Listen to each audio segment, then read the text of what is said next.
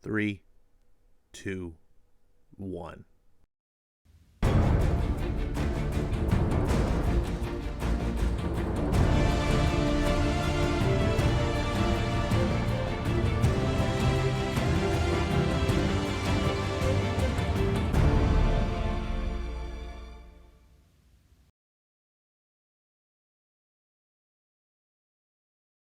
Hey everyone, welcome back to Ash on Comics. I'm Ash, and this in front of you is today's comic. It is The Resistance, issue number 1 of 6 from new AWA Upshot. This is a comic by J. Michael Straczynski, Mike Deodato Jr., and apparently, I believe the colorist is Frank Martin. I'm sorry, I always have to get a chuckle when they have to throw the colorist on the cover. But AWA Upshot, artists, writers, artisans, so creative. Like, oh man, when you have to make your comic company, the name of it already is this terrible creative idea. AWA, artists, right? Artisans? What are you guys making, pottery? Now I'm just taking I'm just taking jabs. I don't really have any reason to, but why are you going to call yourself AWA and then Upshot? AWA is the company, but I guess Upshot's the comic line, and it's all confused. Just come up with a comic company. Image was such a great name. Remember when Image came out? It was just Image Comics, and it was so perfect. The name perfectly encapsulated what it was. It rolled off the tongue. It sounded good, and it's stuck to this day. To this day, they're still the number 3 publisher. And then you get these weird companies that come out and they're just like AWA Upshot. Like, you just call yourself Upshot. Upshot's not too bad. Whatever. I'm focusing way too much on this. I picked up this comic, and this is my second time doing a recording, so I'm trying to keep up energy. I'm trying to have enthusiasm. It's tough when you have to do, I think the video I did was pretty long, like half hour, 25-minute video I did, and then it had audio issues, and I was like, I tried to salvage it, and I couldn't, so now it's the next day, and I'm recording, and it sucks. Like, you're just like, oh, I said all these things already. This is a book that I picked up because I like J. Michael Straczynski. He's a writer that captured my attention way back when he did his TV show Babylon 5. Some of you who are maybe in my generation, old enough to know, sci-fi fans, may identify with what I'm talking about, and then others may be like, isn't he the guy who wrote Spider-Man a couple years ago? Like, all right. Anyways, yeah, I like J. Michael Straczynski. I also liked the name The Resistance. First of all, I'm a big gamer, board gamer. My favorite board game, well, it's really not a board game. It's kind of a party game, but it's a board game, whatever. It's called The Resistance, and that's neither here nor there, other than it's my favorite game. But I love the concept. I love story concepts built around the idea of resistance. My favorite movies of all time are Star Wars. That's built upon the idea of resistance against the Empire. Movies like Terminator, right? You had the human resistance against the machines. The Matrix. Those type of stories are all basically in my wheelhouse. There's something, if you make a story about something like that, I'm like, ooh, I'm interested. And so when I heard this comic coming out, I was like, J. Michael Straczynski, and it's called anytime I hear the word The Resistance, and I always wanted someone to do I guess that's not entirely true. Yeah, I kind of wanted a story, like the resistance in the board game is set in this dystopian future, and the idea is that you're a resistance against this.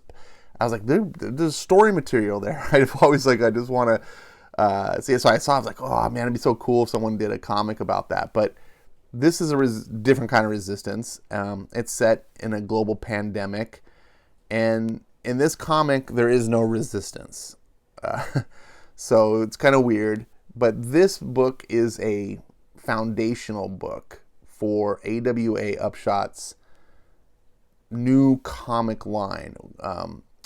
According to things that I've read and what's in this book, there's a article in the back by J. Michael Straczynski himself. They talk about the idea of this comic company and how it was formed by a former Marvel editor-in-chief, Axel Alonso, and former publisher, I forget his name.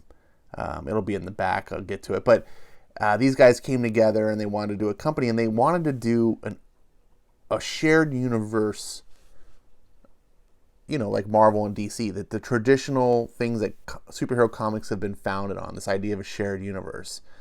And that's important to me because that's why I'm into comics. Now, some of my favorite comics today that I read are not part of a shared universe. Books like Ascender, Oblivion Song, Birthright, what other? I mean, there's other books, Usagi Yojimbo. These are all books that have nothing to do with the shared universe, but they're great books on their own right. They're just great fiction, and I love that. But the core of it all, why I'm into comic books, is because of this shared universe. This idea that these comics will be around for generations, and they'll tell these classic stories of characters that you can fall in love with, like Spider-Man or Batman, or in my case, the X-Men, and they'll have stories that just go on and on and on. Every month you can just keep visiting them. And the things that happen in the universe that they exist in will have ramifications, and they'll matter to the other characters that inhabit the same universe. So if you happen to read other comics in the universe, and if you use myself as an example, when I got into comics, I started on X-Men, but I immediately branched out as I got into comics, and I collected books like Thor, I collected Iron Man, I collected Punisher, trying to go back, Daredevil. I didn't get into Spider-Man right away. I always thought Spider-Man was kind of hokey, but I did eventually get into him. Be that as it may, the books that I got, it was nice every once in a while, that these characters would intermingle. In fact, when I got into X-Men, went right into one of the big stories. It was issue 210 is when I started for Uncanny X-Men, and like right as it was going on, I believe that there was X-Men versus Avengers, which the Trial of Magneto. For those of you who've been collecting for a long time, you know what I'm talking about. Those who are like, if you've only been collecting less than 30 years, maybe you don't. I don't know, but I'm really into the weeds on this. But my point is shared universe, and these guys, that's what they want to do. And a lot of these independent companies, you got Dynamite, you got Boom Studios, Titan. I can't think of them all off the top of my head, but Dark Horse Comics, they do all these comics, but they're just like offshoot comics. Some of them are licensed titles. IDW does a lot of licensed stuff. No one, except for Valiant, which is now failing miserably, has this idea of like, let's do hero comics in a shared universe. It boggles my mind, because that's what the movies all want to do, right? Ever since the MCU, all the movie studios like, let's do a shared universe, a cinematic universe. But in the world of comics, no one really wants to do that, and other than the big guys. And I don't know why. I think even if people can't articulate it, if they're not conscious about it, I think fans of Marvel and DC are very much into that. So these guys want to do it. So that got my attention. That also, they want to do creator-owned stuff. Now, creator-owned started becoming a big deal when Image Comics formed. I mean, that was the whole point of it. We had a bunch of superstars, the first 7, and they went off and they were like, look, we're being taken advantage of. We're bringing in millions for this company, Marvel, as it was. None of them were from DC. And we're not getting kickback. We're not getting our rewards. They're taking our creations, they're making millions, and what do we get? So they went off and formed their own company so that they could control their properties. And that makes sense from an artistic standpoint. And it was good for the industry in some ways, because it forced Marvel and DC to go, oh, we better start rewarding our creators a little bit better, or we're not going to have them because we're the big dogs. We need all the best players on our team. So Marvel started instituting some new deals with, their creators. DC actually had their own creator imprint called Vertigo. And, that's probably the biggest imprint of a major studio or publisher ever. And surprise, surprise, it failed when they decided they didn't want to have creator rights anymore. DC wanted to own everything in-house. And guess what? The creativity dried up, and Vertigo is no more. This company, AWA Upshot, is very much, from what I'm able to observe, off the first couple of issues, and then also just reading up on it, and they do some write-ups at the end of these books, and they talk about what they're wanting to do. Feels very much like Vertigo. They want to basically say, hey, let's make a Vertigo comic company.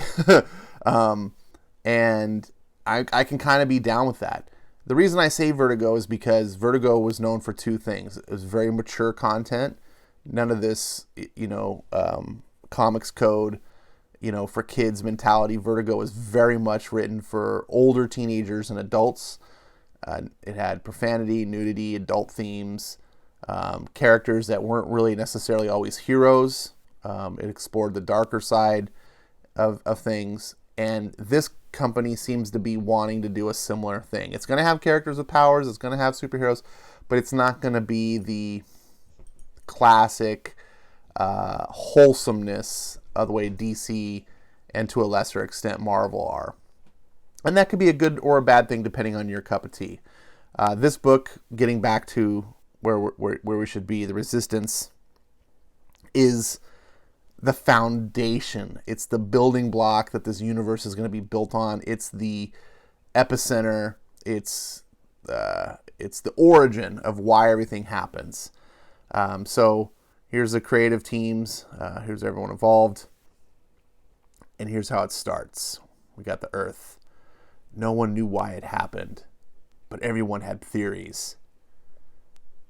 The pandemic was a deliberate act of bioterror. Now, right away, as of this recording, if you're listening to it in present time and not a year from now, and this is in the middle of the great coronavirus pandemic of 2020. I have no idea how the world's going to be a year from now. It doesn't seem like this is going to be that big of a deal. It seems like this is just H1N1 part due. But we'll see. Right now, I record this in lockdown. Everyone's freaking out. Government is, keeping everyone home. It's something I've never lived through in my lifetime. And this could be seen as something very insensitive. I've already heard people talking about this and go, wow, they really picked a bad time to release this book. But, I want to talk on this real quick. I don't have a problem. After reading this book, I don't have a problem with this book coming out the way it is. Number one, it's absolutely not exploitive. No one was going, ooh, let's capitalize on a pandemic.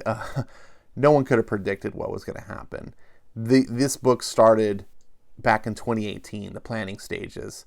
And when you're launching a comics company, comics are not like the big lucrative, industry. You don't get into comics because you're trying to become a billionaire. You get into comics because you love it. And these guys that are doing it, they love comics. And it doesn't make any sense for them to say, ooh, it's bad timing for the book. Let's wait 6 months to release it. It's probably now or never. The next 6 months is going to determine whether these guys can even succeed. And the sad thing is comic book shops may not be around in 6 months the way this is all going. But let's not dwell on that. Let's focus on this book. Now, it opens up with a bunch of talking heads. This used to be a big trope. And here they're talking about what's going on, and everyone has a different point of view, from the White House to, some preacher, some just crazy, Alex Jones type, all these different type of people basically giving their opinion of kind of what happened. And it's a common thing that you see in storytelling like this. Now, I'm okay with this, but I wasn't necessarily very interested because it felt like fluff. It doesn't move the story along. It just kind of gives you 6 different type of points of view of the event. And we're living through a pandemic right now, and you can talk to different people, and some people are like, oh my God, this is the worst thing ever to happen. Some people are like, it's a nothing burger. So depending on, you got different points of view. You know what I'm talking about. So, the story continues and we move on, and this very much in an expeditious type of fashion. This book is not about a compelling human narrative. This is all about world building. So we go on, and the world leaders are talking about what are we going to do. They're describing the virus. Here we are, see the world is on fire. People are freaking out, and in this story, the pandemic is not like what we're dealing with. In this story, it is 100% contagious with a 95% mortality rate. So the world is dying. And that's what the art style, the tone of this book is really trying to present to you, is like, this is hell on earth. This is the end of the world type of thing, catastrophe. And people in this story have a super huge reason to be afraid. And it's kind of funny, though, that people in this book are almost less afraid than I see people in real life dealing with this coronavirus, which I know I'm going to trigger some people when I say this, but it's a super flu. Like, it hasn't hardly killed anybody. And people are freaking out more than people do in this book. Now, here in this panel, we see a girl, she's going to commit suicide. And I'm sure that this real life event we're going through, people are going to commit suicide.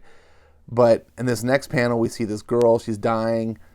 She was brought in by the school she attends, so the parents were not infected. And the doctor's like, there's nothing more we can do. And the parents are like, well, there's something we can do. And they kiss each other. And after the doctor, they go in and lay down with the kid. And presumably now they're going to die because it's 100% contagious. Which, this is a little bit of oversight, how comic writers aren't scientists. But if you had someone who had a disease like this that was 100%, like, she would be in some sort of isolated bubble, like, so that it would keep you wouldn't just be able to walk through a door and go in here, whatever, that's the calmness it's kind of eerie about how writers couldn't foresee the level of panic. I think if this book was rewritten, after a month from now, they would write it a little bit differently. But that's not either here nor there either. We move on to see how world leaders are talking about the events. And there's a big part where China is trying to control what's going on. And here we see some maps and the spread. And this was a really cool scene for me, where these officials, the premiers, they're asking, do you concur, Premier, with our plans? And he's like, no. And he looks over to his general. You know what to do, General Huang. Group A, Group B. We must be sure. I know this is asking much of you. I will get it done, sir. Premier Liu, with all due respect, sir, we must send the medical personnel, Major. I do not think General Huang fully understands the seriousness of our situation. And there you are wrong. Ring of Fire, Group B, and all points southeast of Chifeng, Tangliao, Qingcheng, and his entire family lives in Jinlin. And you can see here, if I blow this up, tears coming down his eyes as he's calling in these orders, and he's sobbing, and you immediately go, oh shit.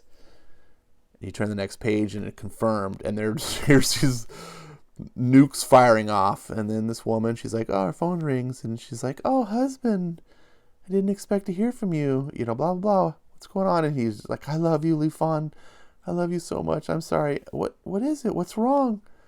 Boom. I was like, oh, this 2-page moment was the moment for me in the book where I was like, oh, this is shit.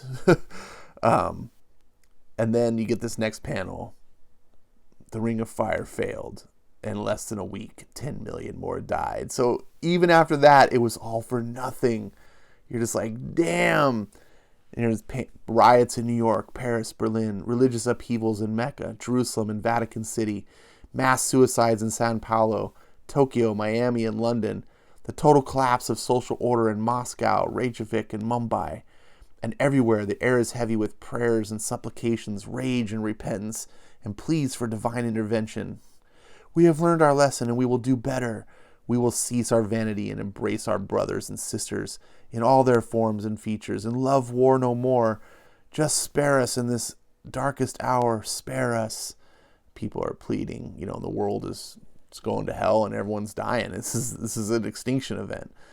And the book portrays it as much as it can while not really getting too much in depth. Like I said, this is just a building block. And you can see the cries of the people. It's all very biblical. And then we can see I believe this is British Parliament. If I'm knowing my foreign affairs, you can see how decimated it is. There's only a few, survivors, and they're just talking about what are they going to do with the world, and it's the end of the world. And when we cut over, and I like the little Mini there. I drive a Mini, kind of looks like that. Streets are empty, and this is a little bit traced. This kind of bothers me, but it works for this particular comic, and just empty, and you're just like, wow, this is really bleak. And then you get this broadcast. Starting around 10 p.m. Eastern Time, we began receiving reports that we held off covering because there have been so many rumors. We wanted to be sure they were true before. Over the last 12 hours, the XV1N1 virus has gone dormant in patients around the world, almost as though a switch had been thrown and stopped it all. It just stopped everywhere simultaneously. The crisis is over. The human race is safe. It's over. It's over. And then you can see, cut to people in the streets celebrating. And everyone's, just ecstatic, of course, because, hey, we're all not going to die. And again, you're not reading this book because of a particular drama of individual characters. This is all world building. And it comes to this point where you get to this girl, and she is at a gravestone, and it says everyone had theories, but no one knew what really happened, or why, or how, or what it cost. You just wouldn't listen. You never listened. Don't do it, Susie. Please. Please don't do it. I have to. No, you don't. Lisa, there has to be someone else. There hasn't been. There isn't going to be, and we can't wait any longer. When we survived the virus, when we were part of that impossible lucky 5%, I thought it was a miracle. We both did. Then afterwards, when we learned that what we could do, it became even more of a miracle. This gift comes with a reason, Lisa. Something that can only be done by one of us. And what if you're wrong? What if you're not as powerful as you think you are, together or apart? What if it tears you apart? What if you throw it all away for nothing? Then I'll know I tried. I tried to save the world. How many can say that? Goodbye, little sister. No, please don't, Susie. And we see her starting to levitate. She rises up into the sky, and this energy starts forming around her. And we don't exactly know what happens other than it's something spectacular. And I'm assuming what she does is some sort of world-changing event. Maybe it's connected to or the cause of why the virus goes dormant. She has some power, but ultimately she kills herself in whatever she does. And here's the after effects of the sister mourning the gravestone. Susie Stammer, loving twin sister, you were braver in death than I will ever be in life. Goodbye. She puts a flower down, and you can see a spark. She's got a power. and the flowers grow. So maybe they had some sort of power over life, and that's why it has something to do with the virus. We don't know. And then we cut over to this character, Ed Harris. So he's the newly elected president of the United States, and it's a big deal because he's like the first third-party candidate to ever win. He formed this new American Party. So it's like he goes off like, if you elect me president, I'll make sure there isn't a next time. Unlike the Democrats and Republicans, I'll keep you safe. I'm the only one who can save you. And I thought this was an interesting creative choice here to create this character because he's going to be very polarizing. And if you would have made him a Democrat or a Republican, I think you might have alienated one side or the other of fans. To be like, because right now the political climate is so bad, Orange Man bad type stuff. And I thought that they cleverly navigated avoiding that here by creating this guy who he doesn't seem to represent anything. There's no analog in our real world. It's this world, and he's his own guy, and he's an interesting guy. And you can see, look, I mean, it's Ed Harris. Come on. And I'm not sure how I think about this, like using the likeness of celebrities for these characters.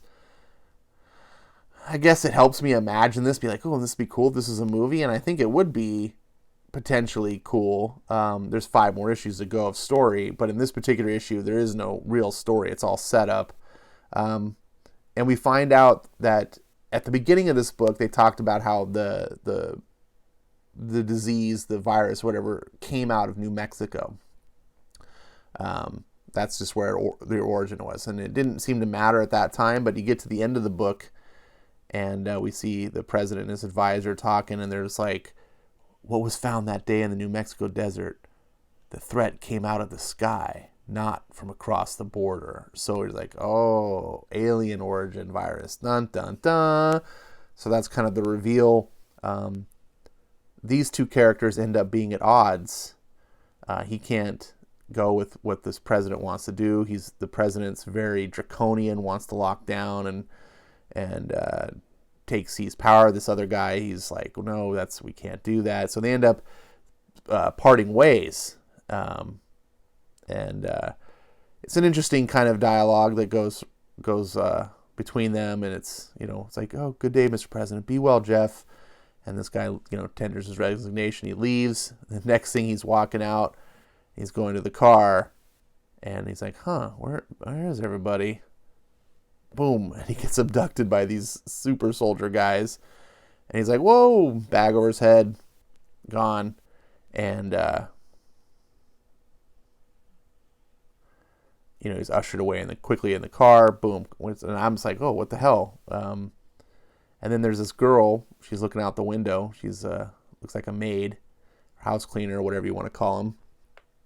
But one person knew what had happened and why and what it would mean for the country, for the world, for her, and for others like her, the lucky few, the 5%, the survivors, the discards, the beautiful, the hidden, the hopeful, the lost, the searching, the transcendent, the mad, the dangerous, the resistance.